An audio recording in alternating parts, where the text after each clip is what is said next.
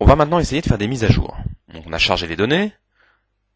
Je vais essayer de faire des mises à jour. Je vais rajouter une entrée de menu, mettre à jour. Comment je vais faire? Bien là encore, je vais faire appel à mon DA Customers, qui lui, je vous le rappelle, est la frontière entre mon dataset déconnecté et puis le monde de la base de données. Et je vais appeler les méthodes qui s'appellent update. J'appelle la méthode update sur DS Northwind. Et c'est tout.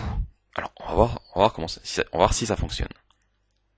J'exécute, je charge mes données, les données sont bien chargées.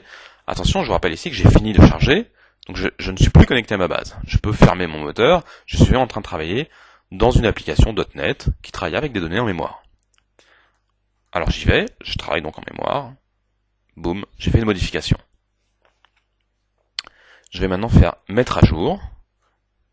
Donc là visuellement, bien sûr, il ne se passe pas grand chose. Je ferme mon application, je retourne ici pour voir directement dans la base les modifications, j'ouvre la table Customers, et ici je vais bien pouvoir vérifier que Company Name, il n'y a plus de point d'exclamation, donc la mise à jour a bien eu lieu. Alors, autant le fil, je comprenais relativement facilement, il y a une requête select sous-jacente, il l'appelle, il fait le travail pour moi, il remplit les données. Là par contre l'update, alors update c'est au sens mise à jour, hein, aussi bien insert, update que delete au sens SQL. Je n'ai appelé qu'une seule instruction. Cette fois, je passe toujours le dataset, mais cette fois en entrée. Ici, je le passais pour qu'il le remplisse. Cette fois, je le passe en entrée. Quelle est l'astuce qui a été mise en œuvre? Eh bien, ici, toutes les lignes de données ont un état. Ici, à chaque fois que je vais modifier une donnée, supprimer une ligne, même si visuellement elle disparaît, toutes ces traces sont conservées en mémoire et toutes les lignes ont une propriété qui s'appelle data_raw_state qui identifie l'état de la ligne et la ligne donc sait si elle a été modifiée, supprimée, insérée ou au contraire s'il n'y a eu aucune opération sur ces lignes-là. En effet, donc ça permet à quoi? Ça permet à la méthode update, lorsqu'on l'appelle, de parcourir, donc de faire une boucle for sur l'ensemble des lignes des données à mettre à jour, et sur chacune de ces lignes, de tester l'état pour voir si cette ligne a été modifiée par exemple, auquel cas le data customer redirigera cette ligne, toutes les données, toutes les colonnes, vers la requête update et exécutera un update SQL.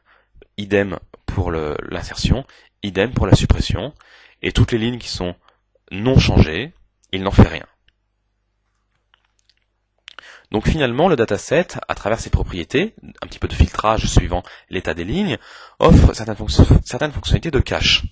En effet, ici, nous avons certaines méthodes dans le dataset qui permettent de manipuler ce cache.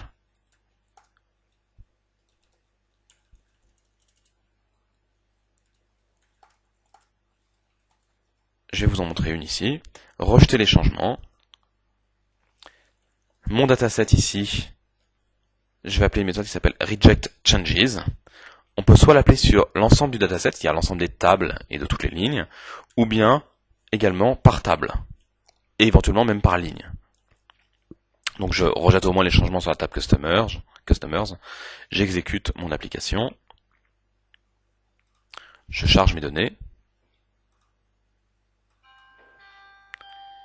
et ici, donc je vais faire des modifications, je vais supprimer, je vais modifier, et ici, je vais donc rejeter les changements, et automatiquement ici, mon dataset est revenu dans son état initial.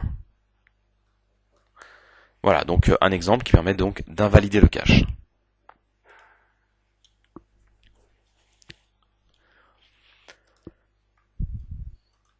Ok, on a vu donc comment charger les données, et puis comment mettre à jour les données. Maintenant, on va faire un exemple d'accès concurrentiel. Tout ça, c'est relativement facile tant qu'on est tout seul à accéder à la base de données. Qu'est-ce qui se passe quand on est plusieurs? On va essayer de mettre en évidence les différents problèmes qu'on peut avoir.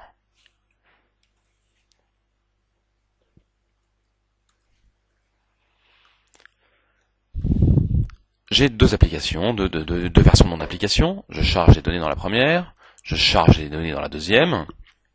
Et donc mes deux applications sont en mode déconnecté. Elles ne sont plus connectées physiquement à ma base et s'apprêtent chacune d'entre elles à modifier leur version de dataset qu'elles ont en mémoire.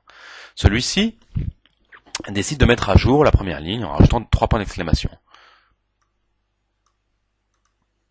Celui-ci tente de mettre à jour la deuxième ligne en rajoutant 3 petits points. Donc pour le moment chacun vit sa vie en mémoire jusqu'au moment où ils veulent mettre à jour vers la base. Le premier met à jour, pas de problème, il se croit seul de toute manière. Le second met à jour également. Et là, j'ai une erreur. Quelle est l'erreur? Update command, donc en effet, il a détecté que c'était une mise à jour, il a voulu appeler la méthode, enfin l'update command, et il n'a pas réussi à cause d'un problème d'accès concurrentiel. Alors pourquoi déjà j'ai cette erreur? Et puis c'est une vraie erreur, hein, elle me ferme mon application. On va revoir ensemble la requête update command qui a été générée ici. La requête update command, si je zoome dessus, je vais surtout m'attacher au where. Normalement, pour faire un update, dans le where, uniquement la clé primaire suffit, puisqu'elle est unique, et donc suffit à identifier de manière absolue la ligne dont on parle. Ici, le where contient tout l'ensemble des champs. Customer ID, company name et contact name. Donc en effet, là je comprends un petit peu d'où vient mon conflit. La première application, les deux applications ont chargé une même version des données à un instant T. Et puis la deuxième, lorsque une première application modifie les données, les impacte en base, et la deuxième application, lorsqu'elle veut impacter les données en base, recherche la ligne telle qu'elle l'a chargée, d'après le where que je viens de voir. Donc évidemment, comme les données ont été changées, elle ne la retrouve plus, et la mise à jour échoue. Ok, ça à la rigueur, en effet, c'est comme ça que ma requête est écrite. Il n'y a pas de problème, c'est une erreur que je comprends et qui est normale. Un petit problème ici, c'est que la méthode update va mettre à jour l'ensemble des lignes de la base de données, du dataset qui ont été modifiées en mémoire. Ici, donc, je peux imaginer que j'ai plusieurs lignes que j'ai modifiées en mémoire avant d'appeler l'update. Le problème, si la première ligne échoue et crée une exception, même si je gère l'exception, le reste des lignes sera ignoré. Ce qui ne va pas du tout, parce que ça se trouve, il y avait d'autres lignes qui avaient des mises à jour qui étaient tout à fait correctes. Donc ce que je peux faire ici, dans mon data adapter, j'ai une première propriété qui veut vraiment dire ce qu'elle veut dire. Continue update on error. Je vais la mettre à vrai. Je vais refaire ma démo. J'exécute une première version. J'exécute une deuxième version de mon application. Je charge mes données. Je charge mes données à nouveau.